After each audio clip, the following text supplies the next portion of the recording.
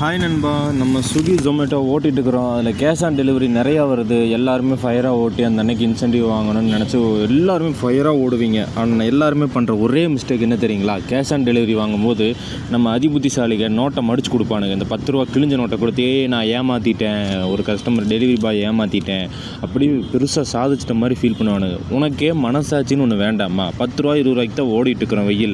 வெயிலில் ஓடிப்பார், அந்த வலி என்னன்னு தெரியும். முதுகு வலியில் நைட்டு தூங்குறப்போ எங்களுக்கு தான் வலிக்கும்.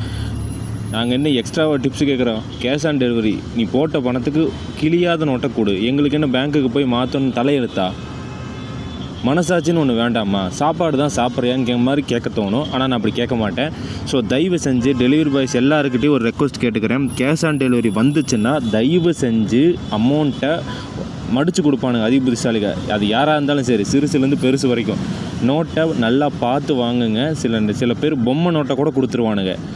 மனசாட்சி இல்லாதவனுங்க தயவு செஞ்சு பொம்மை நோட்டை கூட கொடுத்துருப்பாங்க. பார்க்குறதுக்கு பெரிய வீட்டில் இருப்பான். கேஷ் ஆன் டெலிவரி இல்லை பிரதர், பார்க்குறதுக்கு பெரிய வீட்டில் இருப்பான், கிழிஞ்ச நோட்டை ஒன்று கொடுத்துருவான்.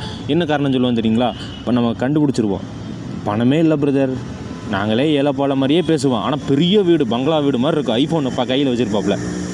ஸோ தயவு செஞ்சு அமௌண்ட்டை பார்த்து வாங்குங்க. ஓடுறதே எதுக்காகத்தான்.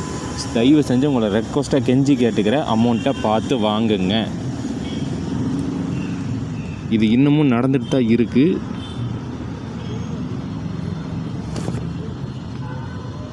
ஏமாந்துராத நண்பா, எல்லாருக்கும் சொல்லிக் கொடு தயவு செஞ்சு. தெரியாதவங்களும் தெரிஞ்சுக்கிட்டு, இன்னும் இதுவே தெரியாமல் நம்பி வாங்கிட்டு வந்துடுறீங்க. வாங்கினதுக்கப்புறம் ஒன்றும் பண்ண முடியாது. நம்ம அவங்ககிட்ட எடுத்துகிட்டு போயிட்டு ரொம்ப தூரம் கழிச்சு திரும்ப வந்தீங்கன்னா ஓப்பனாக சொல்லுவான், நான் கரெக்டாக தான் கொடுத்தேன், நீங்கள் தான் மாற்றி கொடுத்தேன்னு. தேவையா?